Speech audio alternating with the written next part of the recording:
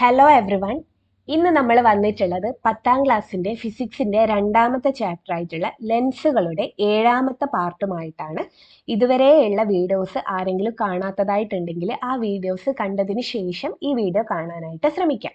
അപ്പം നമുക്ക് ക്ലാസ്സിലേക്ക് കടക്കാം. ലെൻസുകൾ ഉപയോഗപ്പെടുത്തുന്ന ഉപകരണങ്ങൾ ഏതെല്ലാം? ലെൻസുകൾ ഉപയോഗപ്പെടുത്തുന്ന ഉപകരണങ്ങൾ ഏതെല്ലാം? നമ്മൾ ഈ ഒരു ചാപ്റ്ററിന്റെ തുടക്കത്തിൽ തന്നെ ലെൻസുകൾ എവിടെയൊക്കെയാണ് ഉപയോഗിക്കുന്നതെന്ന് നമ്മൾ പറഞ്ഞിട്ടുണ്ടായിരുന്നു. എവിടെയൊക്കെയായിരുന്നു ഉപയോഗിച്ചിട്ടുള്ളത്?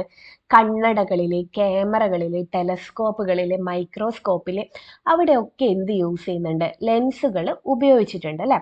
അതുപോലെ വിവിധ തരം ലെൻസുകൾ രൂപപ്പെടുത്തുന്ന പ്രതിബിംബങ്ങളുടെ സ്ഥാനം, സ്വഭാവം, വലുപ്പം എന്നിവ കണ്ടെത്തിയല്ലോ.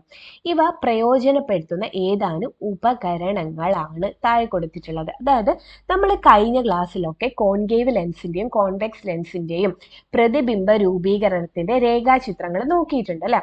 അതിൽ നമ്മൾ ഓരോരോ സ്ഥാനം അല്ലെ, പ്രതിബിംബത്തിന്റെ സ്ഥാനവും പിന്നെ നമ്മളുടെ വസ്തുവിന്റെ സ്ഥാനവും ഒക്കെ നമ്മൾ മനസ്സിലാക്കിയിട്ടുണ്ടായിരുന്നു അല്ലെ. അപ്പോൾ ഇതൊക്കെ നമ്മൾ പ്രയോജനപ്പെടുത്തുന്ന കുറച്ച് ഉപകരണങ്ങളുണ്ട്. അത് ഏതൊക്കെയാണ്? കണ്ണട അല്ലെ.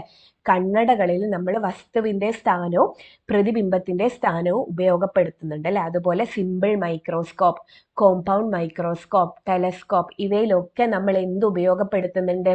പല പല ലെൻസുകളുടെ അല്ലെ, കോൺകേവിന്റെയും കോൺവെക്സിന്റെയും ഒക്കെ പ്രതിബിംബങ്ങളുടെ സ്ഥാനവും സ്വഭാവവും വലുപ്പവും ഒക്കെ നമ്മൾ രേഖപ്പെടുത്തുന്നുണ്ട്, അതുപോലെ പ്രയോജനപ്പെടുത്തുകയും ചെയ്യുന്നുണ്ട്. ഓക്കെ.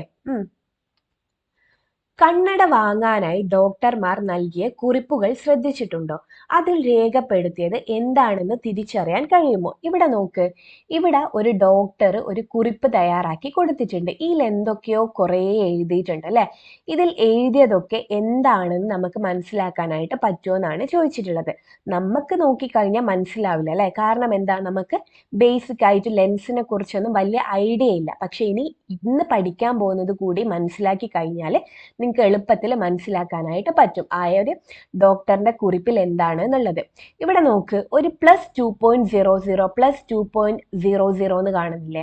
ഇത് സൂചിപ്പിക്കുന്നത് ലെൻസിന്റെ പവറിനെയാണ്. ലെൻസിന്റെ പവറിനെയാണ് ഈ +2.00 +2.00 കാണുന്നില്ലേ? ഇത് എന്തിനെയാണ് സൂചിപ്പിക്കുന്നത്? ലെൻസിന്റെ പവറിനെയാണ് ഇത് സൂചിപ്പിക്കുന്നത്. അങ്ങനെയാണെങ്കിൽ നമുക്ക് ഈ ലെൻസിന്റെ പവർ എന്താണെന്ന് നോക്കിയാലോ അല്ലെ. ലെൻസിന്റെ പവർ എന്താണെന്നാണ് അടുത്തത് നോക്കാനായിട്ട് പോകുന്നത്. ലെൻസുകളുടെ ഫോക്കസ് ദൂരവുമായി ബന്ധപ്പെട്ട പദമാണ് അതിന്റെ പവർ.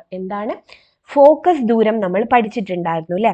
പ്രകാശിക കേന്ദ്രം മുതൽ ഫോക്കസ് വരെയുള്ള ദൂരത്തിനെയാണ് നമ്മൾ ഫോക്കസ് ദൂരം എന്ന് പറഞ്ഞിട്ടുള്ളത് അല്ലെ. അപ്പോൾ ഈ ലെൻസിന്റെ പവർ എന്ന് പറയുന്നത് എന്തുമായി ബന്ധപ്പെട്ടിട്ടുണ്ട്? ഫോക്കസ് ദൂരവുമായി ബന്ധപ്പെട്ടിട്ടുണ്ട്. എന്തുമായി ബന്ധപ്പെട്ടിട്ടുണ്ട്? ഫോക്കസ് ദൂരവുമായിട്ടാണ് പവർ എന്ന വാക്ക് ബന്ധപ്പെട്ടിട്ടുള്ളത്. അതുപോലെ തന്നെ ഒരു ലെൻസിൽ പതിക്കുന്ന പ്രകാശരശ്മികളെ സംവ്രജിപ്പിക്കാനോ വിഭ്രജിപ്പിക്കാനോ ഉള്ള കഴിവാണ് അതിൻ്റെ പവർ. ഒന്നുകൂടി പറഞ്ഞുതരാം. 2 പോയിന്റാണ് നമ്മളിപ്പോൾ പഠിച്ചിട്ടുള്ളത്. ഒരു ലെൻസിന്റെ പവർ എന്ന് വെച്ച് കഴിഞ്ഞാൽ ഫോക്കസ് ദൂരവുമായി ബന്ധപ്പെട്ടതാണ് അല്ലെ. ഫോക്കസ് ദൂരവുമായി ബന്ധപ്പെട്ടതാണ്. അതുപോലെ ഒരു ലെൻസിന്റെ പവർ എന്ന് വെച്ച് കഴിഞ്ഞാൽ എന്നാ? സംവ്രജിപ്പിക്കാനോ അല്ലെങ്കിൽ വിവ്രജിപ്പിക്കാനോ ഉള്ള കഴിവ് അല്ലെ. സംവ്രജിപ്പിക്കാനോ അല്ലെങ്കിൽ വിവ്രജിപ്പിക്കാനോ ഉള്ള കഴിവിനെയാണ് അതിന്റെ പവർ എന്ന് പറയുന്നത്. എന്തിന്റെ പവർ? ലെൻസിന്റെ പവർ. അപ്പോൾ ഈ ഒരു പോയിന്റ് ഇമ്പോർട്ടൻ്റ് ആണ്. ഫോക്കസ് ദൂരവുമായി ബന്ധപ്പെട്ടതാണ് ലെൻസിന്റെ പവർ. അതുപോലെ തന്നെ ഒരു ലെൻസിന്റെ പ്രകാശം പതിച്ചു കഴിഞ്ഞാൽ അതിനെ സംവ്രജിപ്പിക്കാനോ വിവ്രജിപ്പിക്കാനോ ഉള്ള കഴിവാണ് അതിന്റെ പവർ എന്ന് പറയുന്നത്. ഓക്കെ. ഇനി നമുക്ക് ഇപ്പോൾ ഒരു ഫോക്കസ് ദൂരം ഒരു 2 മീറ്റർ തന്നെന്ന് വിചാരിക്കുക. ഫോക്കസ് ദൂരം ഒരു 2 മീറ്റർ തന്നെന്ന് വിചാരിക്കുക. അങ്ങനെയാണെങ്കിൽ നമ്മൾ അതിന്റെ പവർ കാണുക എങ്ങനെയാന്ന് വെച്ച് കഴിഞ്ഞാൽ പവർ P = 1/f ആണ്. 1/f ആണ്. അതായത് 1/f എത്രയാ? 2 മീറ്റർ. അപ്പോൾ ഒരു ലെൻസിന്റെ ഫോക്കസ് ദൂരം തന്നു കഴിഞ്ഞാൽ നമ്മൾ പവർ എങ്ങനെയാ കാണുക? അതിനെ തിരിച്ചിട്ടാൽ മതി. ഫോക്കസ് ദൂരത്തിന്റെ വ്യൂൽക്രമത്തെ പവർ എന്ന് പറയുന്നത്. എന്താണ്? വ്യൂൽക്രമം അല്ലെ, നമ്മൾ രണ്ടിനെ തിരിച്ചിടുവാണ് അല്ലെ ചെയ്തത്. 2 എന്ന് വെച്ച് കഴിഞ്ഞാൽ 1/2 എഴുതി, അങ്ങനെ എഴുതി കഴിഞ്ഞാൽ കിട്ടുന്നതാണ് എന്ത്? പവർ എന്ന് പറയുന്നത്. പവറിന്റെ ഇക്വേഷൻ എന്താ? P is equal to 1/f. P is equal to 1/f. ഇപ്പോ ഇവിടെ പവർ കൂടുകയാണ് എന്ന് വിചാരിക്കുക. പവർ കൂടുമ്പോൾ ഫോക്കസ് ദൂരം എന്തായിരിക്കും? കുറയും അല്ലെ. പവർ കൂടുമ്പോൾ ഫോക്കസ് ദൂരം കുറയും. അതുപോലെ പവർ കുറയാകുമ്പോൾ ഫോക്കസ് ദൂരം എന്തായിരിക്കും? കൂടും അല്ലെ. പവർ കൂടുമ്പോൾ ഫോക്കസ് ദൂരം കുറയും, പവർ കുറയുമ്പോൾ ഫോക്കസ് ദൂരം കൂടും അല്ലെ. വ്യൂൽക്രമം പോലെയല്ലേ ഉള്ളത് അല്ലെ, വ്യൂൽക്രമത്തിലാണ് ഉള്ളത്. അപ്പോൾ ഇത് കൂടുമ്പോൾ ഇത് കുറയും, ഇത് കുറയുമ്പോൾ ഇത് കൂടും അല്ലെ. അപ്പോൾ ഇതാണ് പവർ എന്ന് പറഞ്ഞു കഴിഞ്ഞാൽ. പവർ എന്ന് വെച്ച് കഴിഞ്ഞാൽ ഫോക്കസ് ദൂരവുമായി ബന്ധപ്പെട്ടതാണ്. എത്രമാത്രം പ്രകാശത്തെ സംവ്രജിപ്പിക്കാനും വിവ്രജിപ്പിക്കാനുള്ള കഴിവിനെയാണ് നമ്മൾ പവർ എന്ന് പറയുന്നത്. പവറിന് ഒരു ഇക്വേഷൻ ഉണ്ട്, P is equal to 1/f ആണ് അല്ലെ, 1/f ആണ്.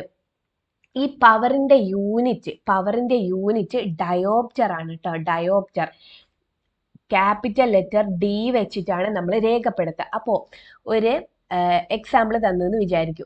ഫോക്കസ് ദൂരം 15 സെന്റിമീറ്റർ തന്നിട്ടുണ്ട്. അങ്ങനെയാണെങ്കിൽ പവർ എങ്ങനെയാ നമ്മൾ കാണുക? P is equal to 1/f അല്ലെ, 1/f. അപ്പോൾ 1/15 സെന്റിമീറ്റർ. പക്ഷേ സെന്റിമീറ്ററിനെ നമ്മൾ മീറ്ററിലേക്ക് കൺവേർട്ട് ചെയ്യണം. മീറ്ററിലേക്ക് എങ്ങനെയാ കൺവേർട്ട് ചെയ്യുക? 15/100 ചെയ്താൽ മതി അല്ലെ. അപ്പൊ ഇതെന്ത് വരും?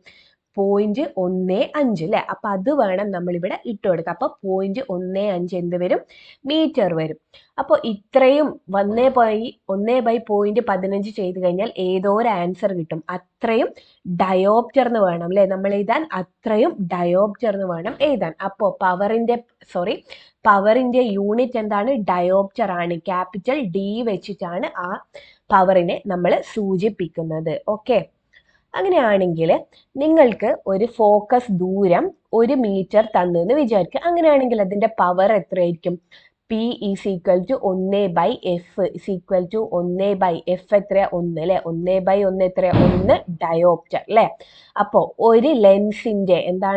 ഒരു ലെൻസിന്റെ ഫോക്കസ് ദൂരം 1 മീറ്റർ ആണെങ്കിൽ ആ ലെൻസിന്റെ പവർ എത്രയായിരിക്കും?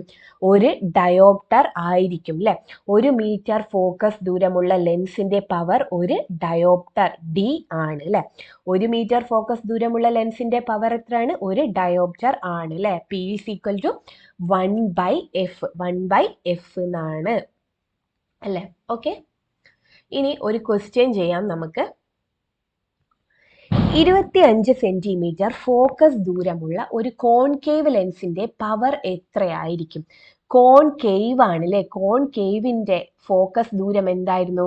മൈനസ് ആണ് അല്ലെ. -25 എന്ന് മാത്രം എഴുതിയാൽ മതിയോ? പോരാ. എന്താണ്? കോൺകേവ് ആയതുകൊണ്ട് മൈനസ് ഇട്ട് കൊടുക്കണം അല്ലെ. -25 സെന്റിമീറ്റർ ആണ്. അങ്ങനെയാണെങ്കിൽ അതിന്റെ പവർ എത്രയായിരിക്കും? പവർ കാണ്ടിക്കേഷൻ ഏതാ? P is equal to 1/f അല്ലെ. F സെന്റിമീറ്ററിലാണ് ഉള്ളത്. അപ്പൊ അത് എന്താക്കണം? മീറ്ററിലേക്ക് ആക്കണം. മീറ്ററിലേക്ക് എങ്ങനെയാ നമ്മൾ ആക്കുക? 25/100 അല്ലെ. എത്ര വരും? 0.25 മീറ്ററിന് കിട്ടും അല്ലെ. 0.25 മീറ്ററിന് കിട്ടും. ഇനി എന്താ? ഇത് നേരെ ഇതിൽ ഇട്ട് കൊടുക്കുക അല്ലെ. അപ്പൊ P is equal to 1/0.25. അത് മാത്രമാണോ ഉള്ളത്? ചിഹ്നം എന്തായിരുന്നു? മൈനസ് ആയിരുന്നു അല്ലെ. മൈനസ് അല്ലെ. ഇനി എന്ത് ചെയ്യുക? ഇതിനെ ഡിവൈഡ് ചെയ്യണം അല്ലെ. അപ്പൊ എന്ത് ചെയ്യുക? ഇവിടെ പോയിന്റിന് ശേഷം 2 നമ്പർ ഉണ്ട്. അപ്പൊ എന്ത് ചെയ്യുക? ഇൻറ്റു 100 താഴെ ചെയ്യുക. അപ്പോൾ മേലെ എന്ത് ചെയ്യണം? 100 ചെയ്യണം അല്ലെ. അപ്പൊ മേലെ എന്ത് വരും? -100 ഡിവൈഡഡ് ബൈ 25. 100/25 എത്രയാ? 4 അല്ലെ. 4 ചിഹ്നം മൈനസ്. ഇതിന്റെ യൂണിറ്റ്, പവറിന്റെ യൂണിറ്റ് D, ഡയോപ്റ്റർ. എത്ര കിട്ടി?